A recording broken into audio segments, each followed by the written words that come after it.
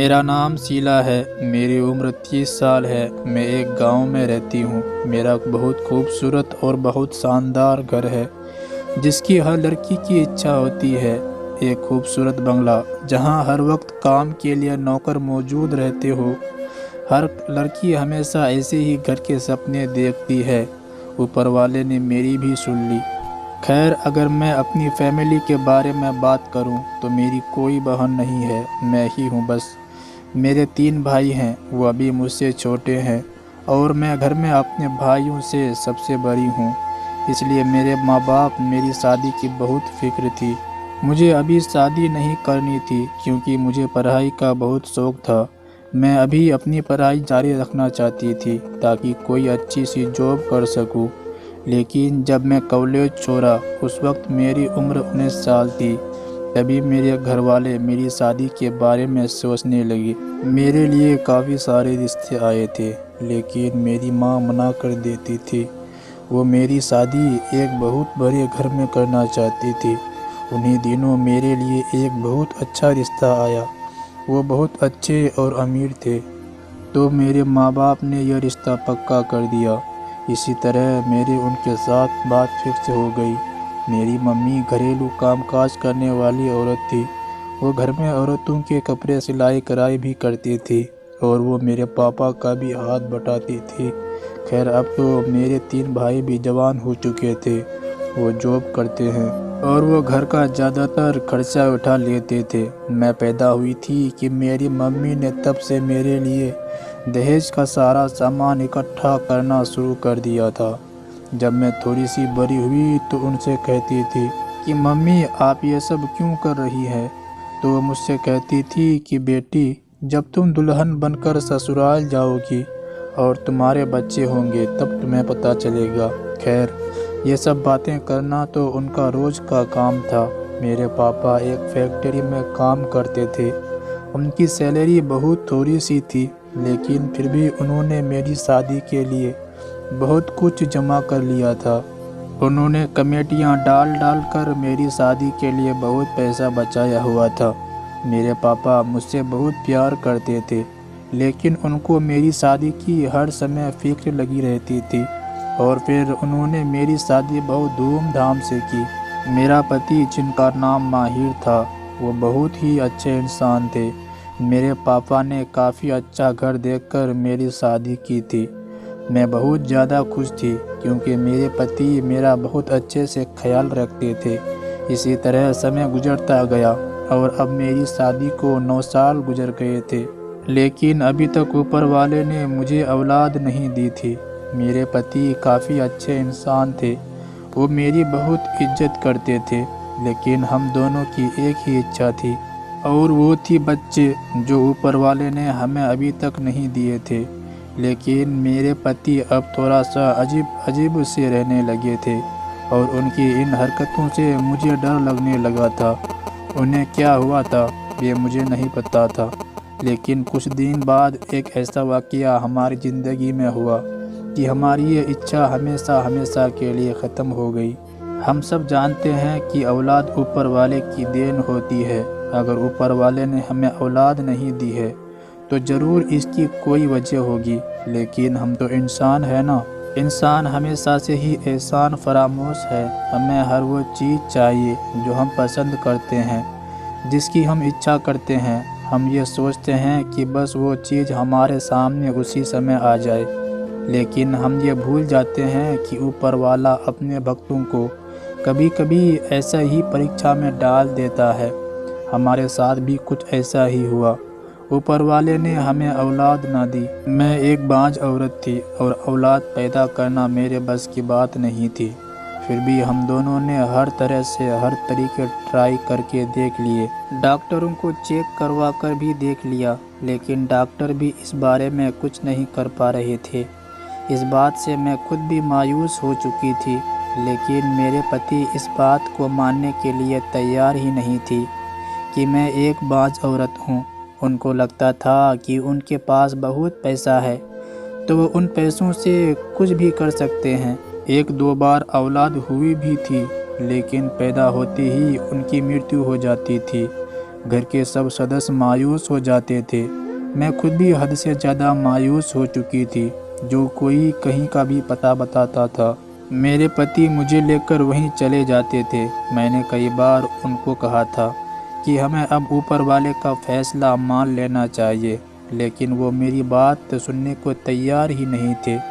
मेरी सास भी मेरे पति को बहुत समझाती थी कि बेटा, ऊपर वाले की मर्जी को ही अपनी मर्जी बना लो, लेकिन ये किसी की भी नहीं सुनते थे। हमेशा अपनी ही मर्जी चलाते थे। जो उनको ठीक लगता था वही करते थे।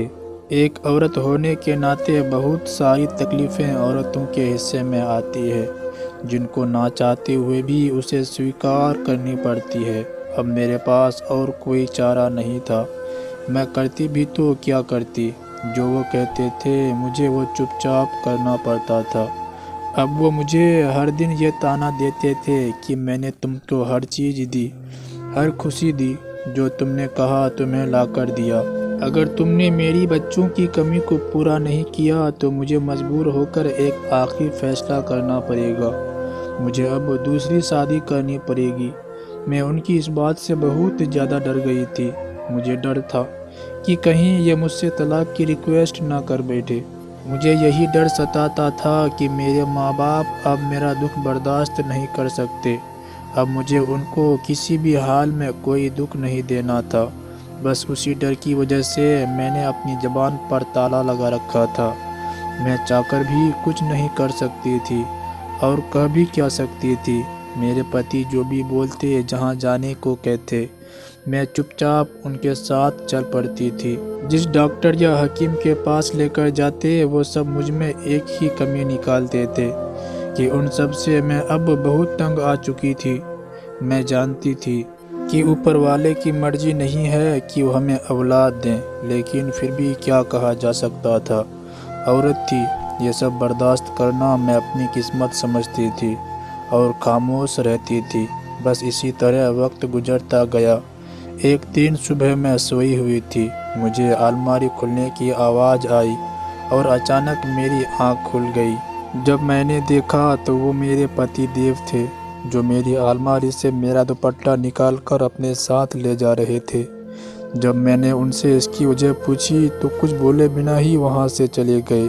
मैं हैरान थी, वो मेरा दुपट्टा लेकर कहाँ जा रहे हैं। मैं उनकी वापसी का इंतज़ार करने लगी कि आखिर उन्होंने ऐसा क्यों किया। वो शाम को जब वापस आए तो वो दुपट्टा उनके हाथ में था। उन्होंने आते ही मुझे बेड पर लेटने को कहा और वही दुपट्टा उनके हाथ में था। मैं चुपचाप बेड पर लेट गई और उसी दुपट्टे से मेरे पाँव की मालिश करने लगी और फिर उसी दुपट्टे से मेरे पेट की भी मालिश करने लगे। मैं हैरान थी कि ये क्या कर रहे हैं। मैं उनसे कुछ पूछने की कोशिश करती तो वो मुझे खामोश रहने को बोलती। खैर, वक्त गुजरने लगा और फिर कुछ दिनों के बाद मुझे पता चला कि मैं प्रेग्नेंट हूँ। मेरी खुशी की इंतहा नहीं थी। मुझे ये दुनिया और भी अच्छी लगने लगी थी और ये खुशी की खबर मैंने अपनी पति को भी बताई तो उनकी भी खुशी से बुरा हाल हो गया था। वो तो खुशी से मिठाइयाँ बांटने लगे थे और मुझे बार बार यही कह रहे थे कि देखा, मेरी मेहनत रंग ले आई। मैं अब बहुत खुश थी। मुझे अपना आप बहुत खूबसूरत लगने लगा था। मैंने अच्छे से अपना ख्याल रखना शुरू कर दिया और मेरे पति ने भी मेरा बहुत ख्याल रखा और किसी चीज़ की कमी नहीं होने दी। इसी तरह दिन गुजर गए। आखिर वो दिन करीब आ ही गया जिस दिन का हम बेसब्री से इंतज़ार कर रहे थे। एक रात मेरी तबीयत अचानक ख़राब होने लगी। मेरे पति जल्दी से मुझे अस्पताल ले गए। 3 दिन तक मैं अस्पताल में एडमिट रही। मेरी हालात बहुत ख़राब थी। डिलीवरी में काफ़ी वक्त लग रहा था। सब परेशान थे, ऐसा क्यों हो रहा था। डॉक्टर बोला कि बच्चा या माँ एक ही बचेगा। ये सुनते ही मेरी हालत और भी ख़राब होती जा रही थी। इसमें कोई शक वाली बात नहीं थी कि मेरे पति सिर्फ़ और सिर्फ बेटा ही चाहते थे और ये सब कुछ सिर्फ वो अपने बेटे के लिए ही कर रहे थे। डॉक्टर ने मेरा ऑपरेशन शुरू कर दिया। मैं तो उस वक्त बिल्कुल बेहोश में थी और वो वक्त कैसे गुजरा मुझे पता नहीं चला। 4 घंटे बाद जब मुझे होश आया तो मैं ये सब देखकर हैरान ही रह गई कि मेरे पास बैठे सब रो रहे थे और कुछ बातें कर रहे हैं। मुझे देखते ही सब मुझे ऐसे नफरत भरी नज़रों से देखने लगे जैसे मुझसे कोई बहुत बड़ा पाप हो गया हो। मुझे एक लम्हे के लिए तो ऐसा लगा जैसे मैं कोई सपना देख रही हूँ। ऐसा तो कभी भी सच में नहीं हो सकता था, क्योंकि पहले तो सब बहुत ज़्यादा खुश थे, लेकिन उनके चेहरों के भाव ने मुझे सोचने पर मजबूर कर दिया। मैं भी ज़ोर ज़ोर से रोने लग गई। मैं उन सब से पूछने लगा कि मेरा बच्चा कहाँ है, तो वो सब खामोश होकर मुझे देखने लगे। मेरे सराहने में मेरी सास खड़ी थी। वो मुझे देखकर बोली कि इससे अच्छा था कि तुम बच्चा पैदा ही ना करती। ये सब करने से बेहतर था कि तुम बाँझ ही अच्छी थी। अब हम लोग इस जालिम दुनिया का सामना कैसे करेंगे? काश तुम और तुम्हारा बच्चा दोनों ही मर जाते। हमें ना ही तुम्हारी ज़रूरत है और ना ही तुम्हारी इस बच्चे की। ये सब सुनते ही मैं ज़ोर ज़ोर से रोने लगी। मैंने तो कुछ और ही सोचा था कि जब मैं बच्चा पैदा करूंगी तो सब बहुत खुश हो जाएंगे। पूरे ख़ानदान वाले मुझे बधाई देने आएंगे। मेरा बच्चा हमारे घर की रौनक बनेगा। हर तरफ खुशियां ही खुशियां होंगी। मेरी कदर इस घर में बढ़ जाएगी और मैं बहुत ज़्यादा खुश हो जाऊंगी और मेरे पति दूसरी शादी का ख्याल भी नहीं सोचेंगे और सब कुछ अच्छा हो जाएगा। लेकिन इधर का मंजर तो कुछ और ही था। मुझे अपना होश में आने से पहले ही कुछ होने लगा था। घबराहट से मेरी सांस बंद होने लगी। फिर मैं चिल्लाई कि मुझे मेरा बच्चा ला कर दो, मुझे अपना बच्चा देखना है। उसी बीच एक नर्स मेरे पास आई। उसके हाथ में एक कपड़ा था जिसमें कुछ लिपटा हुआ था। उसने मेरे हाथ में वो चीज़ रख दी, लेकिन उस नर्स के जो शब्द मेरे कान में पड़े थे वो मैंने कभी सपने में भी नहीं सोचे थे कि वो नर्स बोले आपके यहाँ किन्नर पैदा हुआ है। ये शब्द मेरे कान में काफ़ी देर तक गूंजते रहे कि मेरे यहाँ किन्नर पैदा हुआ है, ना ही लड़का है और ना ही लड़की। तब मैंने अपने पति की तरफ देखा जो अपना सर पकड़कर एक कोने में बैठे थे। उनके पास मेरा कोई जवाब नहीं था। मैं आहिस्ता से उठी और उनके पास गई और उनके गिरेबान से पकड़कर मैं ज़ोर से चिल्लाई, देखा हमारे यहाँ क्या पैदा हुआ है? अब आपको सुकून मिल गया? अब आप बताइए पूरी दुनिया को कि आपके घर क्या पैदा हुआ है। आप बोलते क्यों नहीं हैं? आपने मेरे साथ क्या किया था ये बताओ अब पूरी दुनिया को। मैं बताऊंगी कि ये सब आपने ही मेरे साथ किया है। मेरे चिल्लाने पर वो थोड़ी देर बाद बोलने लगे। उनके शब्द ही उनके दर्द को बयान कर रहे थे। उन्होंने मुझसे कहा कि कभी भी उन झूठे बाबाओं के पास ना जाना, क्योंकि वो झूठे होते हैं। कभी भी उन पर यकीन ना करना। मैंने उन पर यकीन करके सबसे बड़ी गलती कर दी। मैंने इतने सारे पैसे उनको दिए और इसके बदले में मेरे साथ ये हुआ। तब मैं वापसी अपने गुजरे हुए कल को याद करने लगी और याद किया कि जब मेरे पति मेरा दुपट्टा लेकर जाते थे तो वो कोई जादू उस पर करवा कर ले आते थे। उस वक्त मुझे वो सब हकीकत शुरू से लेकर आखिर तक याद आने लगी। लेकिन अब उस सब को पता लगने का क्या फ़ायदा था? अब तो कुछ भी नहीं हो सकता था। काश ये सब मुझे पहले ही बता देते, मैं उनको रोक देती। काश मैं कुछ उस समय कर सकती। उस समय मेरे और उनके पास काश के अलावा कोई शब्द और था ही नहीं। अब मैंने और मेरे पति ने फैसला किया कि हम ऊपर वाले की मर्जी की खातिर इस बच्चे को ही पालेंगे, चाहे कोई कुछ भी कहे। वो बच्चा हमारी औलाद है। मैंने और मेरे पति ने ऊपर वाले से माफ़ी मांगी। हम एक पाप पहले ही कर चुके थे और अब दूसरा नहीं करेंगे। हम इसी बच्चे को पालेंगे। दोस्तों, मैं आपसे पूछना चाहती हूँ, क्या मेरे पति ने तांत्रिक बाबाओं के चक्कर में पड़कर अच्छा किया था या नहीं? और जो हमें सज़ा मिली वो बिल्कुल ठीक थी या नहीं? आपका क्या कहना है इस कहानी के बारे में? कमेंट करके हमें ज़रूर बताएं। वीडियो को लाइक कर दीजिए और चैनल को सब्सक्राइब करके घंटी को दबाकर ऑल पर सेट कर लीजिए ताकि आने वाली वीडियो आपको तुरंत मिले। मैं मिलता हूँ आपसे अगली वीडियो में। तब तक के लिए धन्यवाद।